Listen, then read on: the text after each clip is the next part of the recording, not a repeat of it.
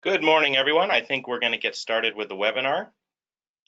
Hello, my name is Jesse. I'm with USAID's Global Health Bureau and Water team in Washington. Thank you for joining us today for this webinar hosted by USAID's WASHPaLS, that's WASH Partnerships and Learning for Sustainability project. Today's webinar is titled Designing Effective Sanitation Enterprises.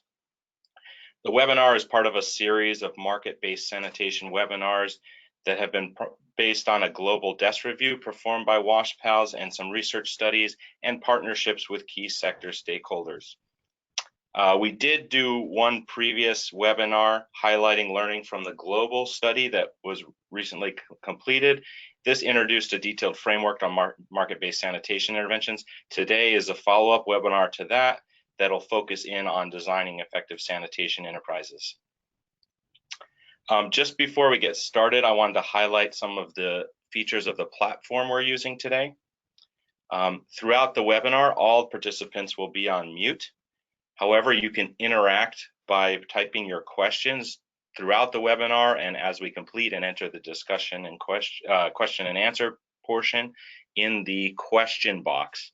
Those questions will then be posted to the chat box so everyone who's participating can read them, and we'll answer them towards the end of the webinar. We will be conducting brief polls during the webinar as well. They're pretty straightforward. They'll pop up on the screen and you can just click and hit submit to answer and participate in those polls. I would like to inform you also that this webinar will be recorded and will be posted for everyone to download later if for those who are not able to attend today. It'll be posted on USAID's Water Sector Knowledge Hub, globalwaters.org. You can also find our global market-based sanitation report and other useful links to other research streams on that website. Today, the format will be a short presentation followed by a question and answer with a set of panelists. I will be your moderator, assisted by Jeff Albert and Morris Israel from the WASHPaLS project. Your main speaker today will be Subhash Chennuri from FSG, who will do the presentation, and the panelists will then be made up of Anddy Omoluabi, Director of Programs from WaterAid Nigeria, Geoff Revell, Program Director of WaterSHED in Cambodia, Sanjay Singh, Director of Programs in PSI India, and Rishi Agarwal, the Managing Director for FSG. As I mentioned, today's webinar is hosted by WASHPaLS, which is a global research and learning project. It's made up of a consortium of partners, many of which I've already mentioned today. It's led by Tetra Tech and including Akwunwa, FSG, Iris Group, and FHI 360. It's a global 5-year project really dedicated to looking at research, learning, and partnership in the sanitation and hygiene sector. WASHPaLS' overall design and focus on research and learning is led by a goal of trying to help the sector reach universal access to sanitation and hygiene, and we've really broken that down into 3 kind of large big picture questions that we're trying to answer with some of our efforts, and that's really our when and how our sanitation and hygiene approach is effective and sustainable, what do they cost, and how do we repeat that at scale? And from those questions, we've developed a number of research streams focused on various parts of rural sanitation and hygiene. This includes some of the major approaches in the sector like CLTS and market-based sanitation. And we also look at some other sort of gap areas like clean play spaces for infants and young children. Today's webinar, of course, will focus on market-based sanitation and is driven by initial global desk review we completed, which I mentioned before can be found on globalwaters.org. And in the forthcoming years of the project, we will be doing a number of different research streams related that will be shared through webinars and other documents over time. All right, with that, I believe I will hand over to our main speaker today, Subhash Chennuri from FSG, who will get you started with a poll. Thank you. Take it away, Subhash. Thank you, Jesse. So we wanted to essentially learn a little bit about your connections to market-based sanitation. So I've just launched a poll, so if you can just vote over there. And while you do that, thank you so much for the introduction, Jesse. And I'd like to take a moment to thank USAID for creating this opportunity and to our panelists who have been phenomenal supporters. The desk review on which today's discussion is based would not have been possible without their contributions or those of other individuals and institutions that partner with us for this research. So I think we're about 70% votes in. I'll just give it a few more seconds.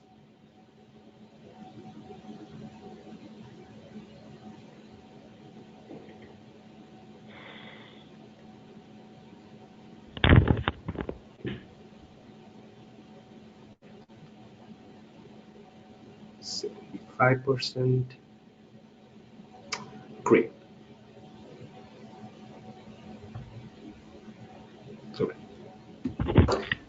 So with that, let's see. We have a majority comprising of program implementers, which is great considering the topic that we have a discussion today, and great to see donors as well joining this discussion. So with that, let me just close the poll. So in our last webinar, we'd introduced the framework to better understand how sanitation markets work and to diagnose and address the barriers to scale across the sanitation market system. To recap, the market system comprises of 3 layers distinguished by the level of influence from the perspective of a funder or program implementer. The first layer is the broader context which interveners can understand and appreciate, but typically cannot influence. These include factors such as social norms, macroeconomic or environmental conditions. The second layer is the business environment comprising market rules such as policies or regulations, the state of associated supply chains for materials such as cement or pans that are used to construct toilets, as well as financial services infrastructure. Interveners can influence the business environment depending on the complexity of the barriers and the resources available to them. The third layer is the core sanitation market and comprises customers, entrepreneurs, and sanitation enterprises. This is the layer where implementers have greater control and typically intervene. I'd like to highlight the distinction between sanitation enterprises and entrepreneurs. The enterprise is a mechanism that enables the exchange of goods and services between customers and entrepreneurs, while an entrepreneur manages the enterprise, often alongside other related or even unrelated businesses in the entrepreneur's portfolio. To reiterate, the barriers to scaling markets exist across the system as depicted in this representation. A point that we would like to make is the importance of addressing barriers at the level of the sanitation enterprise. The enterprise, if well designed, often solves for some of the barriers faced by customers and entrepreneurs. For instance, affordability for customers or viability for entrepreneurs. Getting the design of the enterprise right is therefore crucial to increasing and sustaining both customer and entrepreneur participation, and consequently the success of MBS intervention. Therefore, in today's webinar, we will focus on this part of the framework and delve deeper into the 4 elements, design considerations, and a few examples of how interventions have approached these elements. Before we move on, I'd like to draw your attention to the small schematic on the top right of the slide. This schematic will help you keep track of the enterprise element that we are going to discuss. I will start with the target market, which entails selecting a part of the overall market such that enterprises have a critical mass of customers they can profitably serve. The selection is important, especially in the early days of an intervention, since MBS programs must often demonstrate early on that sanitation is indeed a viable opportunity for local entrepreneurs. For example, at the start of the WaterSHED's program, entrepreneurs were initially hesitant to set up sanitation enterprises. However, once the pioneer enterprises saw increasing sales, as more customers saw the product being used by the neighbors, leading to increasing demand, other entrepreneurs got convinced of the opportunity and entered the market. In the market segmentation from the MeBanya program illustrated here, the program had a clearly defined segment. Unserved households of about 500,000 in number, but these households had both the financial capacity and the desire to purchase a toilet. Targeting this low-hanging fruit was achieved with an appropriate product and delivery model. The program also identified other segments, but it was clear that these segments needed additional innovations such as credit or market-compatible subsidies, and as such could be targeted in subsequent phases. Now let's take a look at another example to understand the types of factors typically considered when selecting one or more target markets. The market segmentation for the 3 PSI intervention in Bihar, India, depicts the key inputs that went into sequencing and prioritization of segments. On the x-axis, the intervention scored the ease of converting a potential customer into an actual customer based on 3 factors. The first, that is the willingness to pay, as an indicator of the household's interest in constructing a toilet. The second, that is affluence, is an indicator of the customer's financial capacity to afford a toilet. This was ascertained by looking at the composition of each segment based on socioeconomic variables. Many markets have socioeconomic classification systems which can accelerate the assessment of affluence.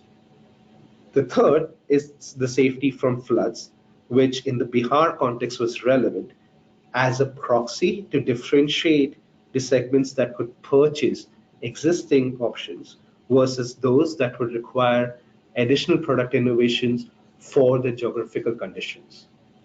In other markets, factors such as terrain or road conditions or distance of customers from suppliers may warrant a similar consideration. The combination of the ease of conversion along with the size of each segment represented on the y-axis was used to prioritize and target segment in phases or sweeps. 3SI started with the 3 segments on the extreme right, totaling to 1.2 million households to demonstrate the opportunity to entrepreneurs with an aim to gradually target other segments in sweeps. As the example illustrates, targeting different markets may require selling different products that are appropriate for each segment. Next, we look at the design of the product system. Once a target market has been selected and a technology choice that is appropriate for local geographic conditions has been made, methodologies such as human-centered design to iteratively develop and test product systems are required. I'd like to highlight that product systems refers to not only the physical product, but also features such as delivery and installation aspects that add value for the customer. Product system design processes therefore entail successively iterating prototypes and assessing customer response and feedback with the goal of developing a product that consumers find both desirable and affordable. An equally important design principle is involving existing or potential entrepreneurs during this process. Therefore, any design must address their preferences and constraints to ensure their willingness to produce and sell toilets. For example, prototypes such as tapered concrete rings or the use of rice husk ash concrete were rejected by entrepreneurs in Cambodia, even though these designs were technically sound. While Design often connotes an image of creating something new. Innovations often involve improving an existing product to improve the value proposition, which we will highlight next. We do have examples of MBS interventions improving on existing designs rather than creating an entirely new product. For instance, reengineering can reduce inefficient material usage and thus cost, since artisans often over-engineer toilets in a misinformed belief that it improves quality. Other examples include incorporating substitutes to lower cost or circumvent the lack of availability of a component. For example, in Cambodia and in Nigeria, an innovative collection chamber box was designed due to the unavailability of pans that could be connected directly to offset underground pits. Standardization of product elements, at least of the substructure or underground elements that are not visible to customers, enables enterprises to mass manufacture, gain economies of scale, as well as stock inventory to fulfill demand quickly. From an interventions perspective, standardization also serves to maintain consistent quality by providing entrepreneurs with technical specifications on material quantities and construction processes. Lastly, service elements of the product system, such as delivery and installation, can also be addressed through design. For example, latrines in Cambodia came with installation instructions that enabled households to assemble the standardized components and self-install to save on labor cost, which can be a substantial amount in many geographies. This element significantly enhanced the value proposition for the customer in Cambodia. However, as noted earlier, different target markets may warrant different product designs, which may raise the need for a range of products. The enterprises require a degree of flexibility with product designs to cater to diverse consumer preferences and budgets. Interventions that we studied typically standardized a base design, but entrepreneurs could add options such as, say, a second pit or different materials for the slabs, such as tiles, or an additional seat as required by the customer. The image to the left from WaterAid program in Nigeria depicts three options where more affluent customers could opt for 2 seats instead of 1, while customers with tighter budgets opted for the other models. Irrespective of the model, however, the underground pit design or that of the chamber box that you can see here was the same. Multiple options can, however, complicate decision making for customers and result in putting off their purchase. For example, in the early period of the PSI intervention, 3 models were offered that differed in the number of pits and superstructure materials and finish. Customers preferred the most expensive model and deferred their purchase till they could afford it rather than opt for the standard model. It is only after the expensive models were removed from the market that customers start choosing the base model and sales increase. Too many options also increase the manufacturing complexity and inventory costs for entrepreneurs. So what is an appropriate range? As the examples here depict, the range will vary based on context and requires learning. Now, having seen the design considerations for a product, next we look at the sales and marketing mechanism to convert a customer's interest in the toilet into a decision to purchase. In the report and our last webinar, we introduced the concept of demand activation as distinct from demand generation. While demand generation is focused on behavioral change to end open defecation, demand activation focuses on persuading a customer who's interested or considering the purchase of a toilet and connecting that customer to a supplier. So how is demand activation implemented? Unlike other commercial products, sales and marketing mechanisms for toilets cannot rely on indirect one-way methods such as mass marketing or branding. IDE's EC Latrine brand, while well known in the sector, lacked customer recall and did not contribute to attracting new entrepreneurs. Considering the expense involved in marketing a brand, IDE decided to discontinue making further investments. This is primarily because a two-way engagement is required to understand customers' problems and overcome their objections before even persuading them to purchase a toilet. And traditionally, programs have trained entrepreneurs to undertake self-marketing, but the willingness to perform this activity is highly variable, and more often than not, they are reluctant or passive marketers. So how can this barrier be addressed? Individuals who we refer to as demand activators can market and sell toilets on behalf of the entrepreneur, often in exchange for a sales commission. Demand activators optimally need to possess persuasion skills, they need to have networks, and most importantly, inspire trust with customers. We'll look at the profiles of individuals who play this role. Now, we use the term demand activators rather than sales agents, primarily because not all demand activators are paid. That is, the incentives can be non-financial, and we identify three archetypes of demand activators based on the primary incentive. The first archetype is professional agents who typically belong to the community and are motivated by the opportunity of commissions and employment. Some activators, demand activators, perform this role part-time and as a means to supplement the primary source of income as found in MBS programs in Cambodia, India, and Nigeria. They tend to be mobile and cover multiple villages, but the challenge is that they may be opportunistic by targeting only early adopters or customers with a ready willingness to buy and make little effort to convince more challenging prospects. Attrition is another challenge if demand, and in turn, the net commissions are too low compared to alternative opportunities.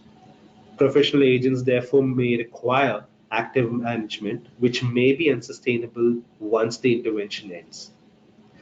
The second archetype of community opinion leaders hold formal influential positions such as head of village or members of local government. While sales commissions compensate for their effort, they are primarily motivated by non-financial incentives. For example, selling toilets helps in fulfilling the mandate to increase sanitation coverage or overall community development. They tend to be more persuasive and follow up with prospective customers, but on the other hand, they may restrict themselves to the village or constituency. The third archetype of community influencers lack formal leadership positions, but enjoy the trust or influence over the community. For example, in Benin, demand activators were nominated by the community. While they didn't receive financial compensation, they were motivated with their elevated social status and the prestige that came with their nomination. Now that we have seen who can be a demand activator, let's take a quick look at how this mechanism works. In the mechanism illustrated here, a demand activator meets with customers, persuades them on the benefits of purchasing a toilet, and informs them as to where they can purchase one. Interested customers place an order and may even make a token payment. Demand activators communicate the order to the entrepreneur, who then delivers the toilet and receives the payment from the customer. In exchange for the order or the business, demand activators may get a commission from the entrepreneur if that is the arrangement between them. In such mechanisms, programs have to initially provide support in the form of brokering relationships between demand activators and entrepreneurs. They also provide training and marketing materials that incorporate context-specific emotional and functional messages to convince customers to purchase a toilet. Now let's turn our attention to the next stage once an order has been placed, that is demand fulfillment. Once a customer has placed an order, enterprises need a delivery model to procure and organize the various components required to fulfill demand in a cost-efficient manner. A commonly observed challenge is that customers may incur high transaction costs, both in time and money, to self-aggregate raw materials and arrange for the labor for building toilets. Interventions solve for this problem by introducing a focal point enterprise, which we define as a primary customer-facing business that aggregates products, services, information, or a combination of these as required by the customer. For example, in the one-stop shop and turnkey solution provider models, a concrete products manufacturer interfaces with the customer. The difference between these two models is that a turnkey solution provider offers a complete solution, while a one-stop shop offers everything but the superstructure or the parts that you see above the ground and masonry services. In the network model, any one of the sanitation-related businesses that a customer approaches, say for example the pan supplier, advises the customer on other materials and components required and directs them to other suppliers where they can procure the rest. Now let's take a closer look at these models and in what context they are applicable. The choice of the model depends primarily on two factors. The first is the customer's preference and ability to self-aggregate, which in part is influenced by the penetration of supply chains, or more generally speaking, the availability of all the raw materials required to build a toilet. The second is the entrepreneur's willingness and financial capacity to stock the multiple components required to fulfill demand. The traditional DIY or do-it-yourself model might be the only viable option in markets without a critical mass of customers, such as remote, sparsely populated areas. And in such models, customers will either self-construct or rely on a mason to build one for them. The network model is appropriate in contexts where customers have the time and the inclination to procure individually from multiple vendors. Vendors, on the other hand, may also prefer to stock only one or some items and limit their role to referring customers to other suppliers in the network, either in exchange for reciprocal business or a referral fee. The one-stop shop model is applicable where customers value the convenience of getting a packaged product from a focal point, but prefer to build the superstructure themselves, hire a mason to construct one, or even install it at a later date. The focal point, which in Cambodia and the Cambodia Nigeria interventions is a concrete products manufacturer, may be unwilling to stock materials like doors, roof, or other materials that are required for the superstructure, or for that matter, even manage a mason for the customer. The turnkey solution provider model is applicable where customers prefer to have a single point of contact and are willing to pay a premium for the supplier to arrange for a fully functional toilet. Entrepreneurs in this case must have both the financial capacity to stock all the materials required, as well as the coordination capacity to manage labor, such as pit diggers and masons.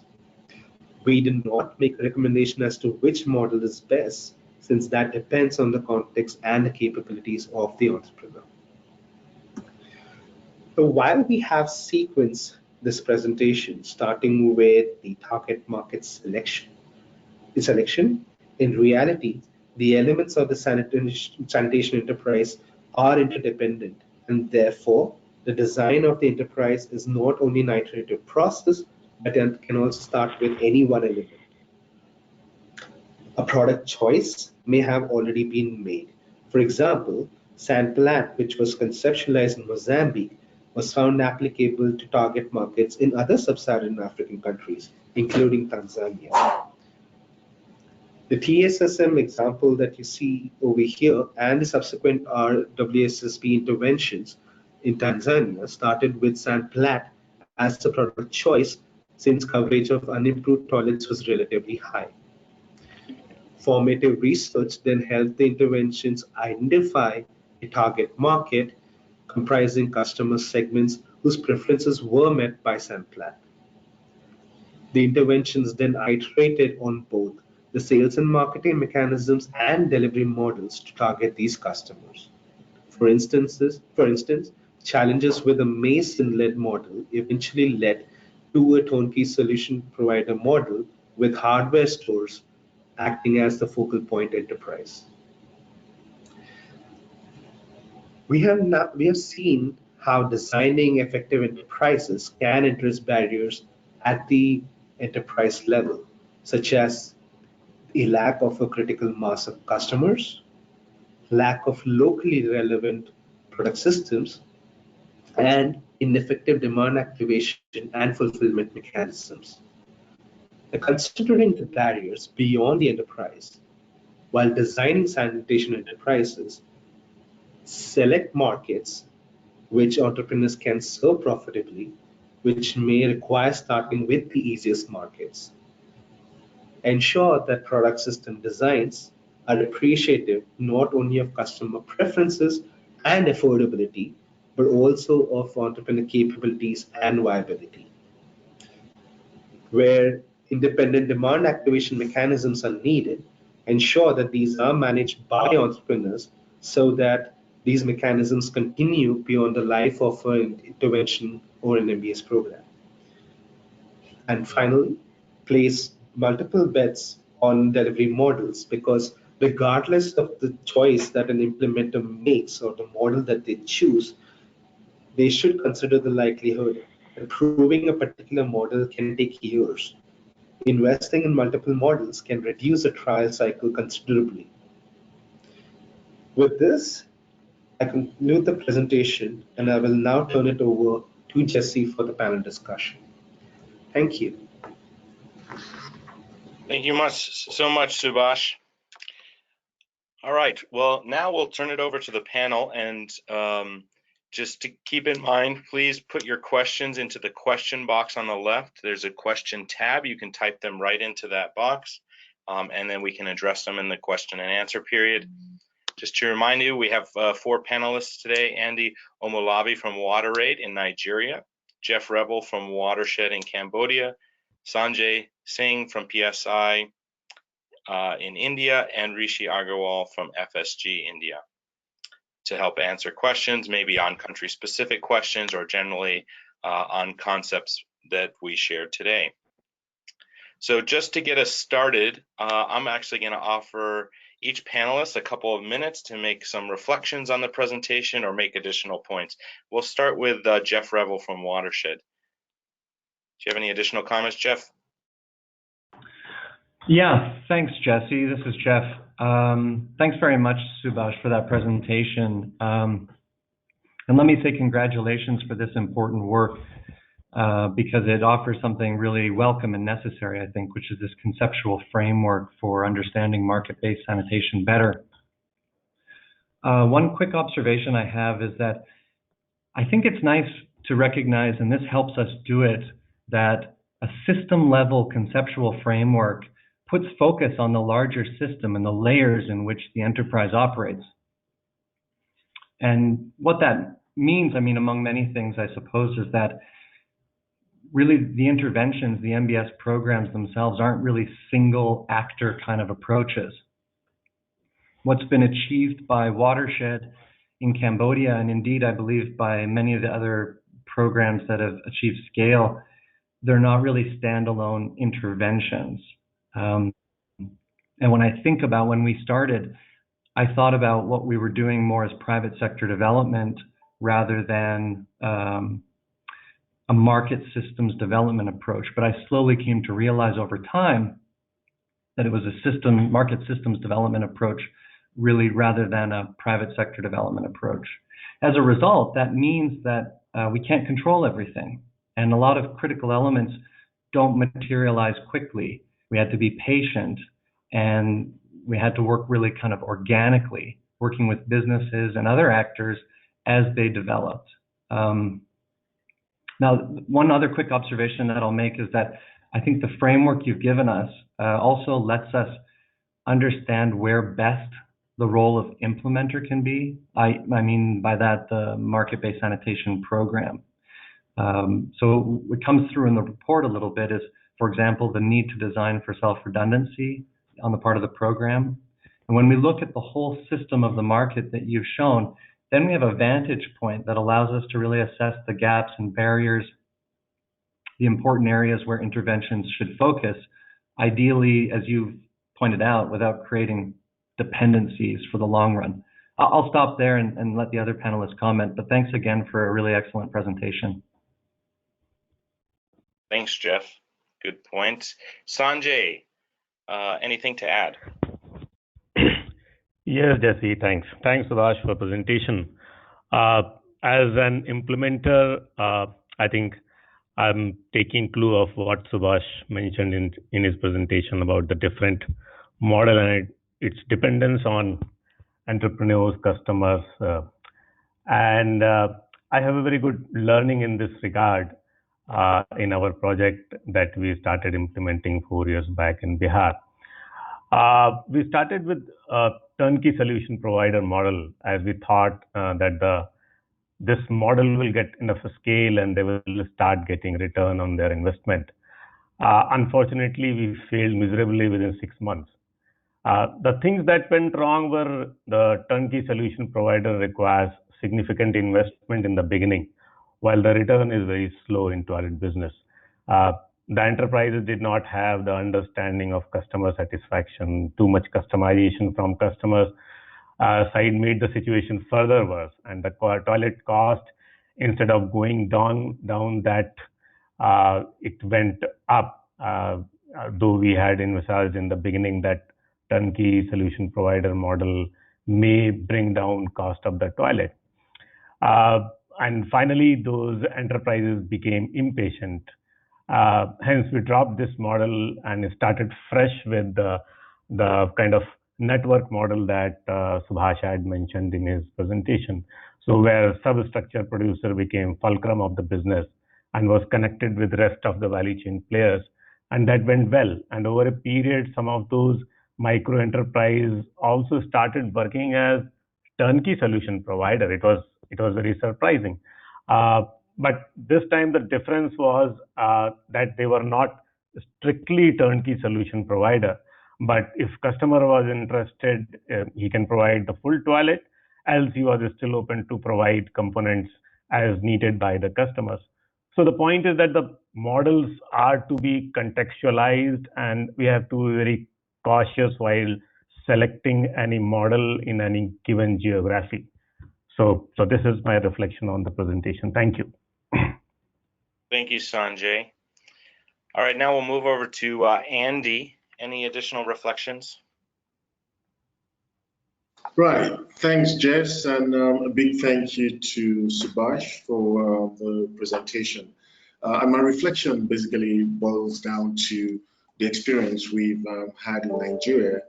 And I must say that at the time we had the opportunity of implementing the Bill and Melinda Gates funded project, our intention was really to get a sense of the kind of products that the demand side will find aspirational. We weren't, by any stretch of imagination, thinking about designing an effective sanitation enterprise. But it looks like one of the outcomes of that intervention can be said to be an attempt at designing an effective sanitation enterprise. And I say this because we had the opportunity through that project of not just understanding what the demand side would accept as an aspirational sanitation product, but a sense of what will make such an enterprise actually thrive. And it also gave us the opportunity of being courageous enough to challenge some of the processes, approaches that were out there, i.e. the CLTS. And as you all know, the CLTS follows a laid down process. And we've come to realize that by following that process, we might not necessarily achieve the end result of an increased uptake in sanitation products. And for that reason, we've now stepped back and designed a program that complements the CLTS by introducing the sanitation entrepreneurs into that program from the very beginning. So if you like, you could say that we're actually triggering both the demand and the supply side at almost the same time, so that the demand side is aware of the product available, but also the supply side is also aware of the nature of the market that they are getting involved in. Now, these are very early stages for us. We're just beginning to implement the program. And I think that one of the critical things that could be helpful to us is if we can, collectively look at how the kind of learning we're getting from this program and see how we can inform and influence other the CLTS approach and other approaches that might be out there. So I'll stop for now, but also just to mention that I totally agree with the point that Subhash made about the role of activators. We'll call them here the sales agent. We found that they're really, really critical in making the connection between the demand and the supply side. Thank you. Thanks, Andy. So I think we'll get started with some of the questions from the participants now. Just to let everyone know, we have about additional 45 minutes to address questions, so please keep entering them into the question box and they'll be answered and shared with all the participants. The first question is actually on this topic of demand activation. So there was a question on if anyone would like to reflect on how do you actually get demand activation started, and how do you decide sort of where to target those activities? And the question really referred to looking at where is it viable based on population or not. I don't know if Andy or others want to try to address that. Okay, so this is Sanjay and I will try to answer this question. So as it is already mentioned that demand activators are the critical element of whole market for sanitation. So the importance of toilet motivators are that they are the connector between the enterprise and the customer. Their capacities are very important for the enterprise to improve their business. So the role of these demand activators is that they create awareness among the community and understand community well. And the second thing is that they should have access into the community. They should be respected by the community. If most of you have been visited to India, and if you have seen any picture or any meeting, you must have found that most of the group meetings or community group meetings, in fact, they are mostly attended by the females. So though the decision makers are male, but decision has to happen through the females. So this is very important, that how and who is the demand activator, how he is getting access to the female of the family, what he is communicating to the female and getting her convinced to purchase toilet from the enterprise. So if he is able, if he has capacity to convince the female, only in that case he will be entitled to get incentive from the enterprises. And once this transaction happen, only in that case enterprises will be get benefited from the demand activators. So there is a loop of enterprise, demand activator, and the community or the household. If that completes, only in that case both enterprise and the demand activators will be get benefited. So yeah. Thanks. Any other panelists want to add to that? All right. Yes, Yeah, I would just like to add to the earlier point that the demand activators are actually a very important component of a sanitation enterprise. And for that reason, it's really important that the role they play is recognized and well articulated, and then they are given the necessary support to be able to confidently talk about the issues and sell a product. I think that as part of the program we're implementing, we've developed a component, a module that basically focuses on bringing the demand activators up to speed on the issues, and they should be able to talk meaningfully and convincingly to the demand side so that they can eventually strike a sale. Great, thanks. Our next question really refers to the section on market segmentation and sweeps. What is the signal you receive to move to the next sweep or to transition entrepreneurs to the next sweep? I may ask Sanjay to respond first. The question specifically asked about India. In India, in the first sweep, you sold 1.2 million toilets, but what were the triggers to move to the next sweep? So, frankly, theoretically, making sweeps is good, but when you get into the market, and then it becomes difficult to identify who is in sweep 1 and who is in sweep 2.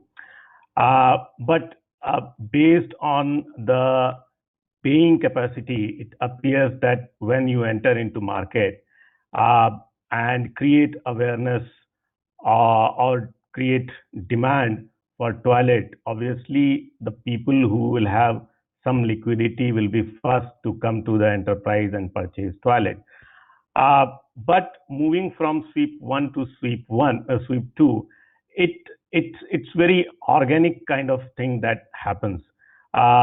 So if there are leaders in the villages, they purchase toilet. There are followers in the village.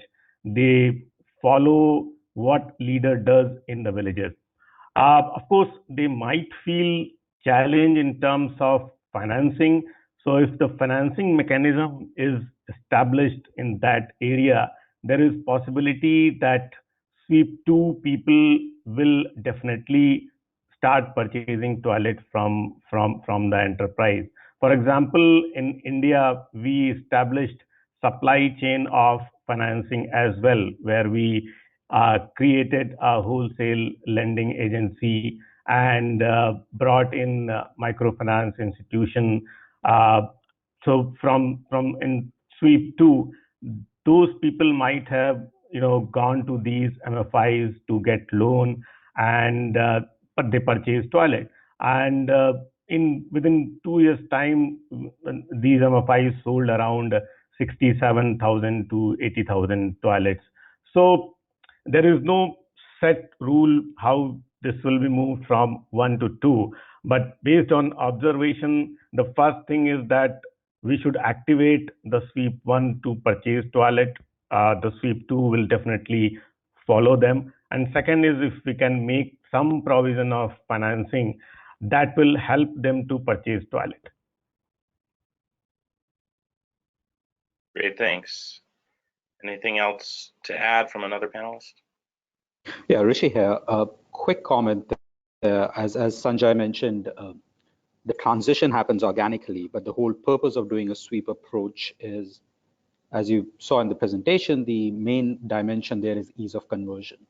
So you start off with households which are easier to convert, low-hanging fruits, to do two things. A, to demonstrate to the entrepreneurs that this is a profitable business to be in, and B, to get as a signaling mechanism to the customers to show that there is a product available which is affordable, which can be purchased locally.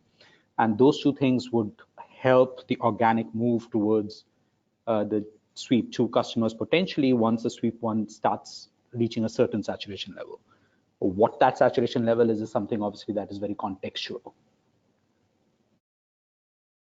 Can I add, Jesse? This is Geoff. I just want to make a clarification that I don't think when people sometimes think about sweeps and target markets, I sometimes hear questions about it being understood as geographic areas on a very small unit basis. And maybe we're thinking about it sometimes from other development interventions where we can say, like, target 12 villages here and 6 villages in another place, or even just at a household level, wealthier households or something. And but actually when the businesses, enterprises that we work with, they can't operate really at a unit scale. Below a certain point, it's not viable.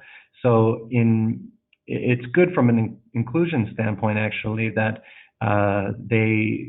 they're naturally making a service available not to only certain villages, but actually multiple communes level is actually the typical type of service area.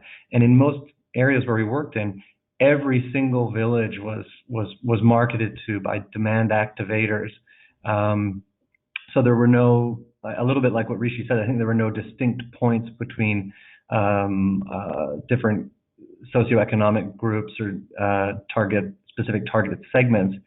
In fact, most of the differentiation that came around with enterprises that supplied to customers that were, for example, at different levels of wealth, the differentiation was mostly seen in the choice of superstructure built, where that's really a lot of the cost of the toilet comes around in the superstructure or the shelter. But the below ground components that Subhash mentioned can be standardized, could be quite widely accessible, much more than before. Great, thanks for the points. Next question I'll direct to Rishi really quick, because it was partially shared in the previous webinar. There was a question on just how long does it take to develop a sanitation market? Can you talk a little bit about the timeline? Geoff already mentioned a comment on patience. Yep, as Geoff mentioned, it's patience is required, especially if you're talking about interventions. What we have seen mostly is that it takes around 2 years for an intervention to get the business model right before they can really start to think about scale up. And normally the steep end of the hockey curve of this scale up comes in years 4 to 7, and the ones which we have seen scaling up, be it Bihar or Cambodia or IDE. So it is a long-term game. One of the recommendations we make in the report is that funders need to be patient and stay invested beyond the normal project cycles of 3 to 5 years for the market or the initiatives to really deliver results. Okay, anyone want to add anything? The next question's about really entrepreneur skill sets and the dimension of gender. Do women factor in to the selection of entrepreneurs or who you support in the market? I know I can actually sort of mention that WASHPaLS project actually has a research ongoing on this question in Nepal, but anyone from the panel have anything to offer on what are women's role as entrepreneurs in the sanitation market? And what are the basic skill set of an entrepreneur?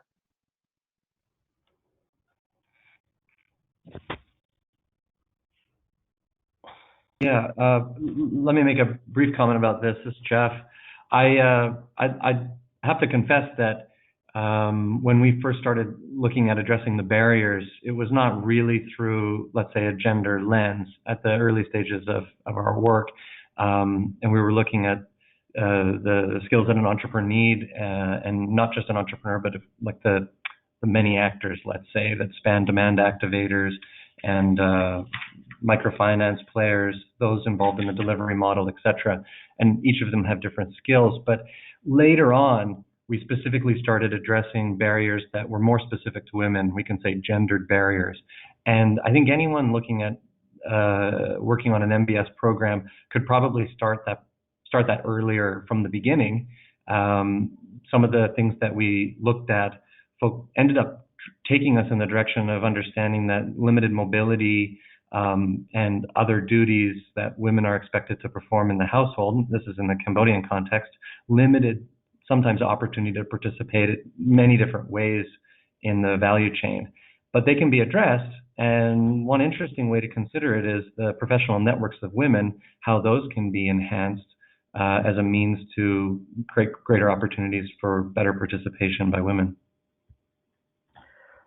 So can I add something, Jesse? This is Sanjay. Yeah, go ahead. Yeah, so I just wanted to add based on our experience while implementing, as Geoff said. Practically, we did not find much gender role in terms of enterprise level, because enterprise is not always the interface with the community. But what we learned that demand activator does have a, very critical role, and gender plays a greater role for the demand activators. So if there are female demand activators, they have a greater access, and if they have a greater access, there is a possibility of greater conversion, and that's how entrepreneurs can get or reap more profit on their investment. So this is a bit that I wanted to add into it. Yeah, and this is Andy. I would like to add that what we are seeing in Nigeria is that block businesses, and the block businesses are our primary target as sanitation entrepreneurs. We do not necessarily find a lot of women who are involved in owning such businesses. We found a few, but the numbers we found are very insignificant. But we do find that quite a number of the activators are actually women who are able to, strike a deal and do sell a toilet.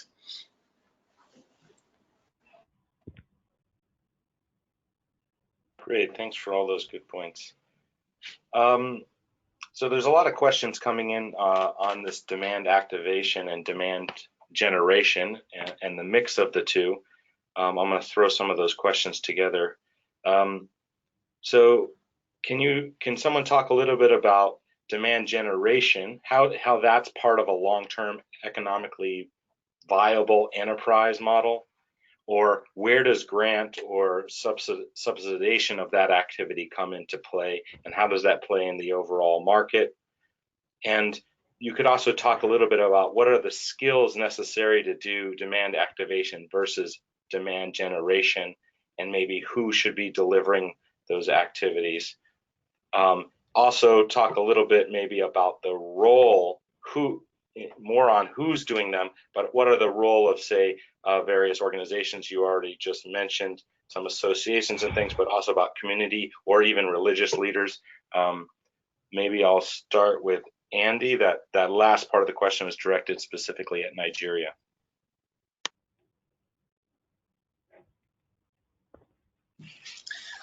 Hi, Jess, could you repeat the last question, please? The last part of that question is just about what is the role and incentives for community religious leaders in demand activation or demand generation. Right, we've seen that they do play a very integral role in demand activation and generation, because from our experience, they've also taken responsibility of trying to eliminate open defecation in their communities. It doesn't speak well, and the religious leaders actually do command a lot of respect, and they do also command a lot of persuasions over people who attend their congregation, basically. And on our part, we are also seeing how to leverage on that, and we're coining a term we call sanitation evangelism, where these individuals should actually be, while they're on the pulpit, should be able to talk confidently about these sanitation issues and get their congregation to do something about it.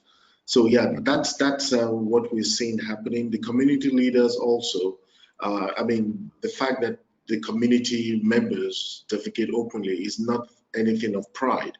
There's a shame involved, especially when they see other communities who've been declared ODF or open defecation free, and the celebrations that come with that, the recognition that come with that, they actually want to be a part of it.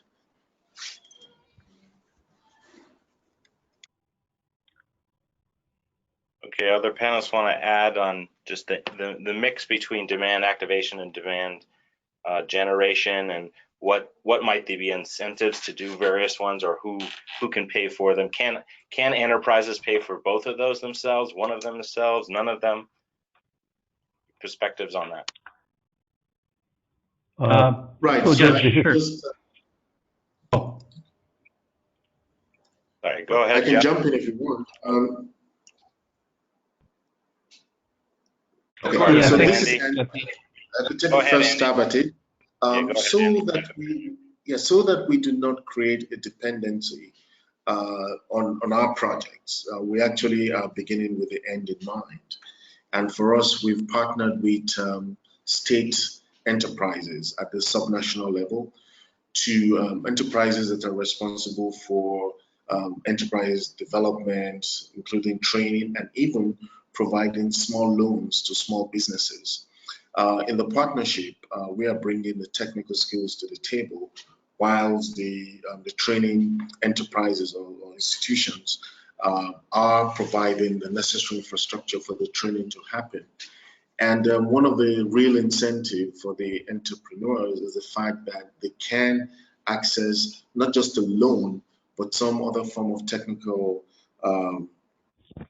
support for them to grow their businesses and be able to deliver at a certain quality that is expected by the demand side. And one of the other critical components that we've seen really contributing to increase in demand is the fact that the products that are out there meet the aspirations of the individuals in the community. Much as people might not have a lot of money, they still want to have something that is dignifying.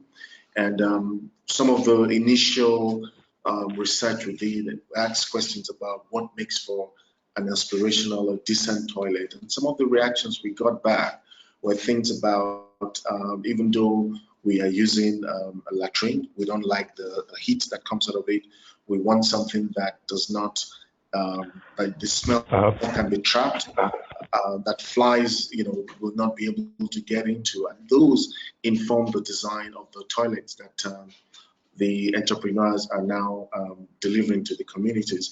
So it's really important that the entrepreneurs themselves understand the aspirations of members of the market they're serving and be able to respond to those.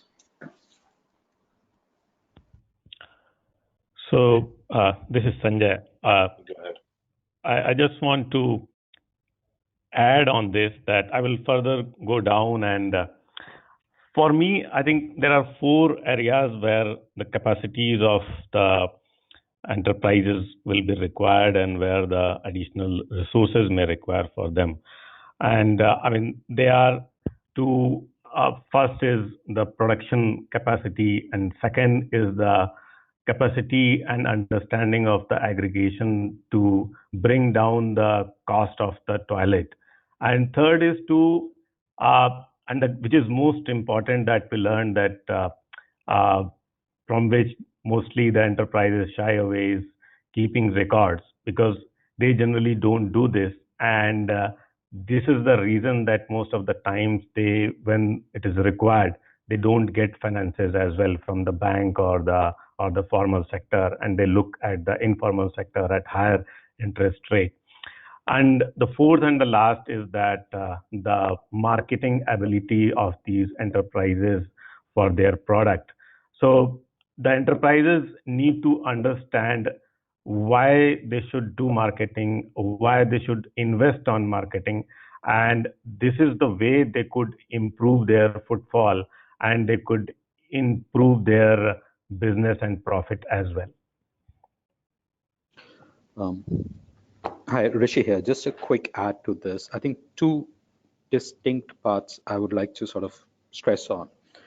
Demand generation, as we see it, as a broader activity of moving the product to the consumer's consideration set, from saying maybe I don't need this toilet to saying I do need this toilet. Demand activation is moving that customer down that spectrum and saying now that it's in the, at least the list of things needed, it might be low on the hierarchy. How do I actually get that customer to go buy a product or get to a stage where he's actually placing an order? Demand generation for the kind of entrepreneurs we end up dealing with, the kind of enterprises, they will never be able to afford doing that in a economic, profitable way. And that's why what we term demand generation activities as a public good in our framework. That's where CLTS, CATS, the government role, and the community's role comes in to move sanitation as a need into the consideration set of a customer, potential customer.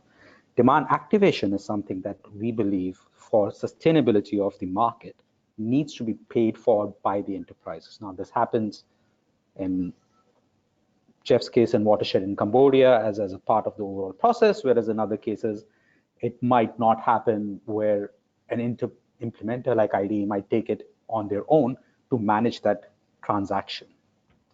For sustainability, we believe the enterprises have to manage and pay for it. So demand generation and demand activation in that sense are at two very different levels. Demand generation, even in a normal commercial business of selling cereals, nobody's going to create demand unless they believe they can get monopolistic profits, which in our case is never going to be possible. Thanks, Rishi. And sort of a follow-up to your comment there. So you think that the cost, particularly of demand activation, needs to be borne by the enterprise long term. So what advice or thoughts do you have to a situation where current entrepreneurs, one, don't have the capital, or two, don't have the skill set to conduct this demand activation? What can we do to shape that for the long term? I think I'll pass it on to Geoff Revell first, and I will be happy to add because he's the one who's done it successfully. So Geoff, do you want to take it first? Sure. Thanks, Rishi. Right. That's a really critical thing. And as Rishi mentioned, I agree 100% that demand generation, sort of in the illustrative confines of the slide that Subhash presented and on slide 13 and in the report, is a public good and probably could never be afforded by enterprises who don't have monopoly control. If we're in a situation where enterprises don't really have the skill set or the capital to recruit, train, manage, incentivize a professional sales force that may need to be quite extensive for demand activation. Now I'm setting aside demand generation and talking about demand activation, which I think is Jesse's question. The way that we tackled that was realizing there was a constraint. We tried to very much link those entrepreneurs with the other archetypes of demand activator that the MBS report identified, not just sales agent, but actually the community opinion leaders, because in the case of Cambodia, we recognize that in every commune there are potential demand activators who have a mandate to promote toilet adoption and sustained use in the community, and they can be linked with enterprises that can deliver those products and services. Now, having said that, it's not there's no monolithic enterprise, even in one country small like Cambodia. There were and there continue to be several enterprises who do have that capacity and who love doing it, who are great communicators, who want to lead a sales team and are really rolling up their sleeves to take on a role that's quite like a professional sales agent. But most we saw didn't have that capacity, and linking them with these kind of what we call civic champions provides them with a way to activate demand, but at the same time, I think answers an important question about sustainability for long-run demand activation and continued promotion of safe behaviors around sanitation.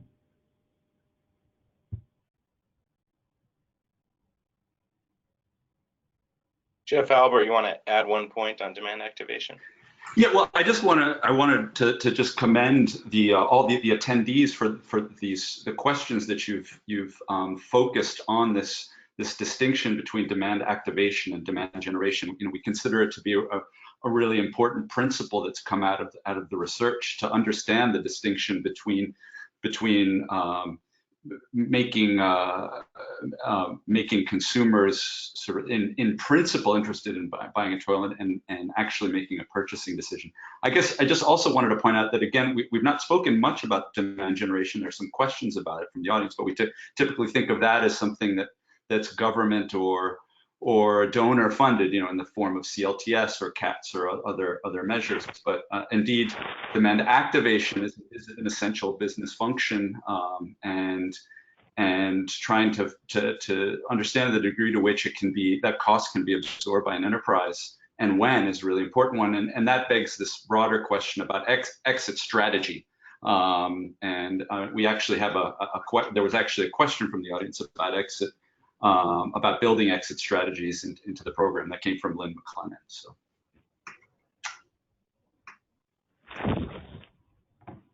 Thanks, Geoff. The next question is really on looking at the bigger scale, relating to some comments from Geoff earlier. What is the role of market shapers? Some implementers take more heavy-handed approach, are like directly delivering sales, or we're just working with local actors. Some are more removed. What is a better strategy, or what is the thinking on the long-term functioning market? And what are exit strategies for implementers to get out of that market in the long term? Maybe we'll start with you, Geoff.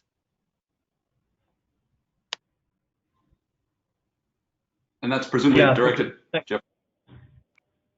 Yeah, Geoff Revell. Sorry. Yeah, well, too many Jeffs. Thanks, Jesse. Great question, and I think that's a huge question, not just for market-based sanitation or WASH in general, but maybe for all kinds of sectors, and certainly something we've put a lot of emphasis on thinking about. I think I hope that participants asking this question are thinking about it. If there's one thing that I think could take away from our experience is that if you've got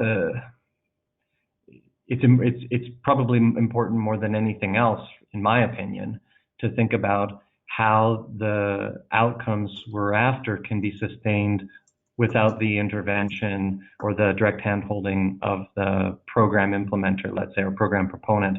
And so that makes things more difficult. It means that working with businesses, like I said, organically, not creating businesses, but finding them, not trying to do things ourselves, but trying to facilitate a mechanism that can last. And I realize, probably not enough time in this webinar to go through every type of example, but I just want to give the idea, put the idea out there that in so many ways that we wouldn't normally think about, there's a local mechanism that can usually be leveraged. And even when it comes to our own monitoring, when we were doing work to start sanitation, working with enterprises in toilets in rural Cambodia, our colleagues pointed out that there are mechanisms within government that actually already had a mandate that they weren't fulfilling to collect data that would be useful for enterprises.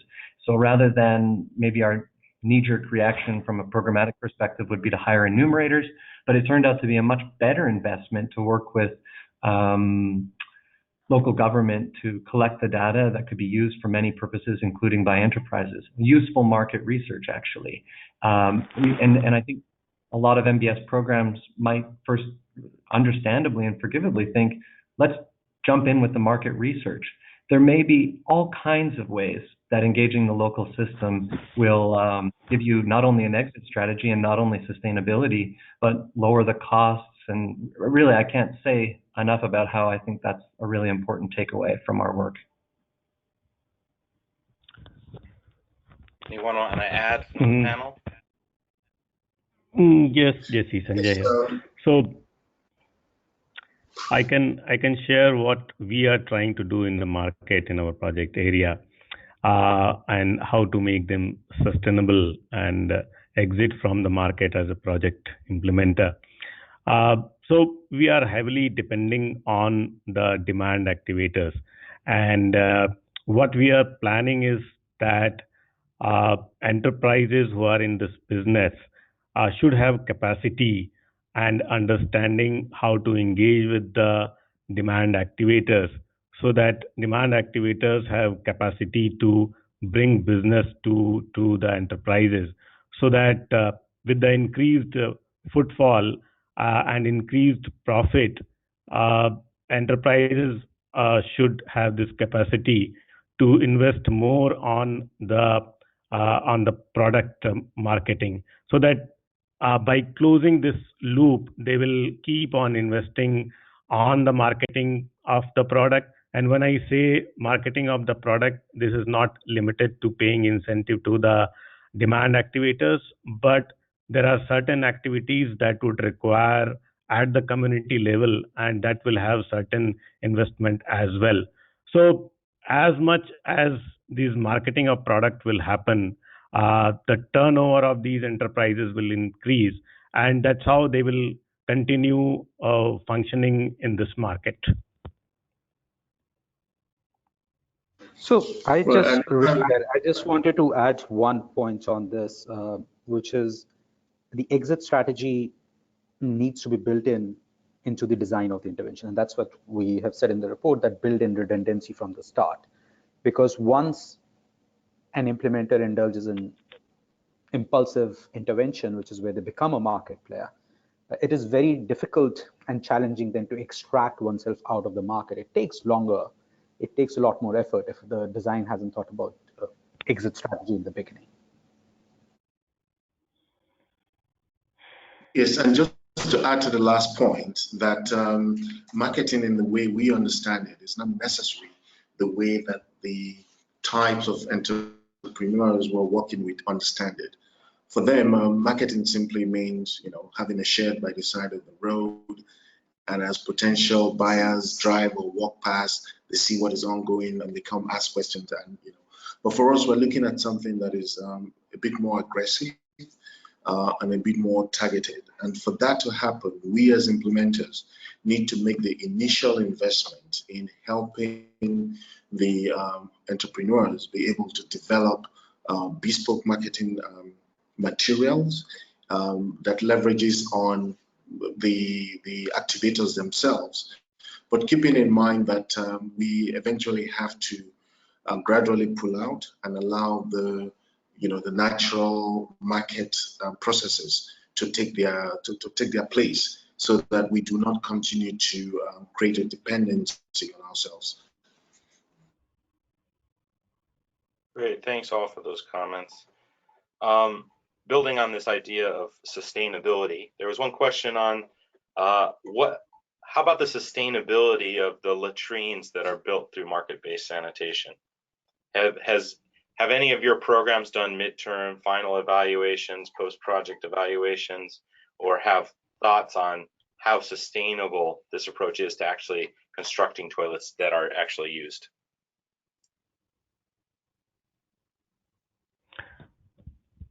So, Jesse, this is Sanjay. So we implemented our project for almost 3 years, and through the enterprises, we also sold more than 250,000 toilets. And we also did an assessment how these toilets are working. That assessment was done in July, August last year. And we found that around 94% of the families are using those toilets. And these toilets also includes 67,000 toilets that were sold through the microfinancing. So, and the age of the toilet also varied from 3 years to maybe 6 months duration. So this was the status of the toilet that was sold by July 2017.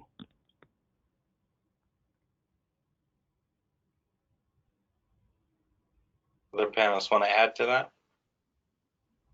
Yes, this is Andy. I would like to add to that, yes, we've had the opportunity of doing something similar, and we are quite pleased to report that of the over 500 toilets that were built under the auspices of our project, there was only 2 incidents where we had the toilet collapse, and this was really attributed to the nature of the soil on which the toilets were built.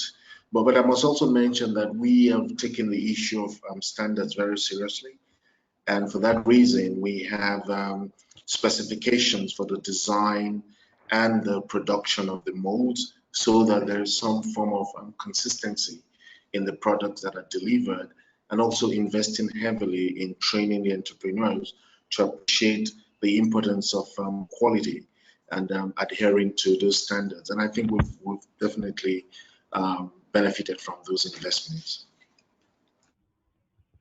One quick add-on, Jesse, from Geoff. This very similar to what Sanjay said. Actually, our assessment a few years ago showed a similarly high rate of continued use by the family. I think 96% by adults and a bit lower by kids. So it highlights something that perhaps a bit of a blind spot that we want to address around infant and young child sanitation. I suspect, although it'd be an interesting question for some kind of research, would be that it's intuitive that people who have invested in a product themselves would be more likely to continue using it anyway. But with a market-based approach, an interesting dimension, I think, is that we see enterprises delivering products and services having to be accountable to customers in a way that we wouldn't normally see if the customer is not the one paying. And so for that reason, we see customers, rural, poor customers, being very exacting and demanding in terms of what they're getting, because they're spending their money. And I've heard, and I can report anecdotally quite a few instances of comments from consumers essentially to that effect. Thanks, Geoff. The next question is a common one when we talk about market-based approaches, and that is, with a market-based approach, maybe one that's using effective or viable sanitation enterprises that have a profit motive, how are we going to reach the lowest quintile in society, the poorest of the poor, the most vulnerable? Sanjay, thoughts? So frankly speaking, we started with the sweep 1 and sweep 2, all those things. And we also faced challenge in terms of reaching out to the lowest quintile. And I think before starting implementation of our project, Monitor did a wonderful study, and where they have come up with the suggestion that only 6 to 8% population had this capacity of liquidity, while the lowest quintile would require 100% kind of support, financial support. So in terms of, in Indian context, how this subsidies can be targeted to those lowest quintile people, because market is ready to provide the input components of the toilet, but if there is no finance available, I don't think that this could be reached to them. And lowest quintile, the biggest problem with them that they will never have money to invest on toilet. So someone has to be there to finance them, and that has to be upfront. Only in that way the existing market will have capacity to provide toilet to them. Rishi, maybe additional point? Yes, I think 2 or 3 points. A, markets on their own never reach the poorest of the poor. That's an established fact in every segment of the market you go in. However, what they do is provide the capacity and ability to have products available that can be provided at the lowest cost for the government if they decide to do subsidy. The second thing is, I would like to distinguish lowest of the lowest quintile from vulnerable groups or from certain kind of disabilities, because those are not mutually exclusive. You might actually have vulnerable groups which have the ability to pay but might not have appropriate product. As long as that group is a reasonably sized group and has ability to pay, you would get a product for that and you would get the markets to address that. However, for the poorest of the poor, you will be looking at a public support to the provision of toilets. We should also remember that the availability of space itself might be a constraint for some of these because they might not have ownership of land, they might not have fixed formal housing. So it's not just a provision, it's not just ability to pay. There are multitude of factors that start coming in when we start looking at the lowest bottom of the bottom quintile. And that's a challenge which is what the governments should be clearly focusing their effort on in terms of provision. Thanks, Rishi. Maybe our last question I'll direct at Geoff. Geoff, you previously, when talking about gendered barriers in the sanitation market, you mentioned a lot of things about the broader sanitation market and broader country context business environment. But are these really outside the scope of an intervention, an MBS intervention? And what are some of the partnerships you've pursued or are looking to pursue to address these barriers of inclusion to women? I think you mentioned the Women's Association previously, but can you elaborate on that, or are there others you would like to mention? Yeah, sure. That's a good question. I'll say first off that perhaps there are quite a few gendered barriers that might be outside the scope of a strict market-based sanitation program, but there'd be a lot of good arguments, I think, for nonetheless trying to address some of them. And I think no doubt about it that we'll not be able to change everything related to gender inequity through a sanitation intervention. But just even pragmatically, when we recognize, I think in many contexts, household decisions around WASH are perhaps largely influenced, if not made, by women, and certainly have a big effect on women. And we saw a big opportunity, just as an example, in working with women, trying to encourage better and higher quality participation by women in the demand activation role, because women communicating with women and marketing by women to women has some advantages. And I realize everything's going to be different in different contexts, but I wouldn't set aside gender altogether, saying that looking at barriers through a gender lens is outside the scope of, altogether outside of the scope of an MBS. I think we can still very much address them, some pragmatically and some just responsibly as a part of good development.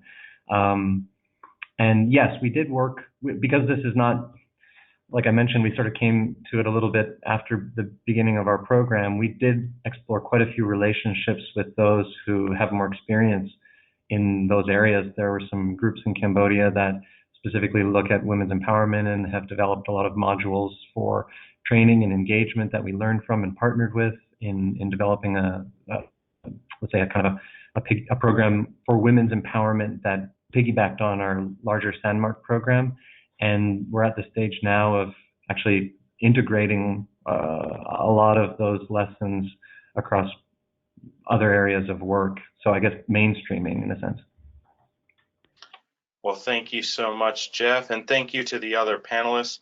Unfortunately, now we've reached the time limit for the webinar, and we're going to need to close. So I would like to take this opportunity to again thank all the panelists, Andy, Geoff, Sanjay, Rishi, and all those that made this webinar possible. Thank you all to all the participants that joined us today and offered questions to really continue this discussion on making effective sanitation enterprises. I would like to just, before we close up, just mention again that you can find this presentation and a recording of this webinar on globalwaters.org. And you're free to reach out to any of the panelists or myself or the others that made this webinar possible. You'll see some of our email addresses on the last slide, or reach out to us to reach any of the panelists if you would like to follow up on questions that unfortunately we couldn't get to today. So once again, thank you very much. And with that, we will close the webinar. Have a great day. Cheers all. Thank you. Thank you.